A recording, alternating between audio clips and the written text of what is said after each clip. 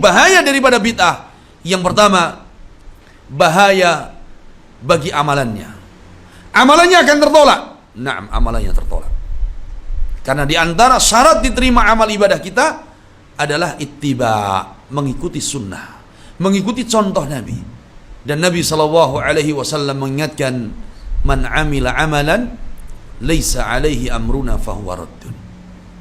Yang beramal tanpa contoh Nabi akan ditolak. Yang beramal tanpa contoh Nabi akan ditolak. Dalam riwayat yang lain, man ahdatsa fi amrina hada, orang yang membuat perkara baru dalam urusan kami, dalam urusan agama, maka akan ditolak. Karena tidak ada contoh dari Nabi SAW. Ini berbahaya bagi amalan kita, sehingga kita menjaga amalan kita agar diterima oleh Allah dengan ittiba dan menjauhi perkara-perkara yang tidak ada contoh dari Nabi. Yang kedua, bahaya bagi pelakunya. Bahaya bagi pelakunya. Naam. Bahaya bagi pelakunya, maka dia akan dihukumi sebagai ahlul bid'ah wal ahwa. Sebagai ahlul bid'ah dan pengekor hawa nafsu. Bagaimana tidak dia dianggap sebagai pengekor hawa nafsu? Karena sudah ada ajaran Nabi, sunnah Nabi, tapi dia lebih mengedepankan nafsunya. Sedangkan nafsu itu mengarah kepada mana? Wan nafsu ammaratun bisu. Inna nafsal ammaratun bisu. Nafsu itu akan mengajak kepada keburukan jika tidak diikat dengan sunnah. Oleh karena itu, ahlul bid'ah, pelaku bid'ah, orang-orang yang mengajarkan bid'ah, maka disebutkan oleh para ulama, mereka orang-orang yang menuduh Nabi SAW berkhianat di dalam menyampaikan risalah. Berat. Ketika mereka tidak percaya kepada Nabi dan mereka merasa kurang, sehingga mereka membuat perkara yang baru, mereka telah menuduh Nabi bohong, Nabi berdusta, Nabi tidak amanah di dalam menyampaikan risalah. Al-Imam Malik rahimahullah, Imam Daril Hijrah, beliau mengatakan, man ibtada'a fi dinillahi bid'atan faqad za'ama anna Muhammadan sallallahu alaihi wasallam khana risalah. Barang siapa yang melakukan bid'ah, barang siapa yang membuat bid'ah, satu bid'ah atau bid'ah, faqad za'ama anna Muhammadan khana risalah. Berarti dia telah menuduh bahwa Muhammad berkhianat di dalam menyampaikan risalah. Tidak puas dengan apa yang dibawa Nabi, sehingga dia membuat inovasi baru di dalam beragama. Dia membuat tambahan-tambahan yang tidak ada contoh dari Nabi. Berarti dia lebih tahu dari Nabi, merasa sok tahu dari Nabi SAW. Padahal Allah telah menegaskan, al-yawma akmaltu lakum dinakum wa atmamtu alaikum ni'mati wa raditu lakumul Islam dinan.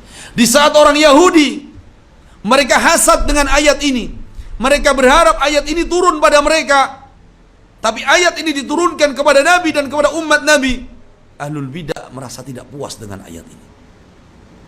Mereka membuat urusan baru dalam agama. Mereka menambah-nambah yang tidak ada contoh dari Nabi SAW. Oleh karena itu, mencukupkan dengan sunnah Nabi SAW dan menjauhi perkara-perkara yang baru ini adalah jalan keselamatan. Keselamatan di dunia, keselamatan di akhirat kita. Kemudian pelaku bid'ah ini akan dihinakan oleh Allah dan Rasulnya. Dihinakan oleh Allah karena mereka tidak puas, mereka merasa lebih pintar, dihinakan oleh Allah. Dan tadi janji Allah, janji Nabi SAW, wa ju'ila dhullu ala man khalafa amri, akan dijadikan hina orang-orang yang menyelisih sunnah. Bukan sekedar menyelisih meninggalkan sunnah, tapi menyelisihi sunnah adalah apa? Jauh dari sunnah, dan dia membuat apa? Perkara yang baru dalam agama. Nah, ini yang membedakan umat hari ini dengan umat-umat generasi awal. Yang membedakan ketika umat generasi awal dari umat Nabi SAW, ketika datang sunnah Nabi, contoh Nabi, maka mereka bersegera untuk melaksanakan sunnah tersebut. Tapi umat-umat hari ini, ketika ada sunnah Nabi, mereka menjadi meremehkan sunnah Nabi, dan mereka memiliki anggapan bahwa itu hanya sekedar sunnah. Ini yang membedakan semangat tamasuk, semangat ittiba antara generasi pertama terdahulu dari kalangan para sahabat Nabi SAW dengan generasi hari ini, kecuali yang dirahmati oleh Allah Azza wa Jalla. Oleh karena itu, kita memohon kepada Allah Azza wa Jalla, mudah-mudahan kita semua dijadikan sebagai ahli sunnah yang hak, ahli sunnah yang sebenarnya, ahli sunnah yang menghidupkan sunnah di dalam ibadah kita dan muamalah kita. Dan kita semua dijauhkan oleh Allah dari berbagai bid'ah-bid'ah, dari berbagai syubhat-syubhat dan fitnah-fitnah. Kita memohon kepada Allah agar kita diberikan istiqamah di atas tauhid dan sunnah Nabi sallallahu alaihi wasallam. Hadza wallahu a'lam.